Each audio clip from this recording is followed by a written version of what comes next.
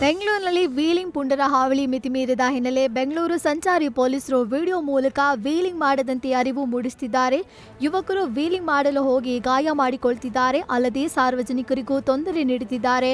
ಈ ಹಿನ್ನೆಲೆ ಬೆಂಗಳೂರು ಸಂಚಾರಿ ಪೊಲೀಸರು ವೀಲಿಂಗ್ ಮಾಡುವ ಮುನ್ನದ ಲೈಫ್ ಹಾಗೂ ವೀಲಿಂಗ್ ಅವಾಂತರದಿಂದ ಆದ ತೊಂದರೆಯ ವಿಡಿಯೋ ಹರಿಬಿಟ್ಟಿದ್ದಾರೆ.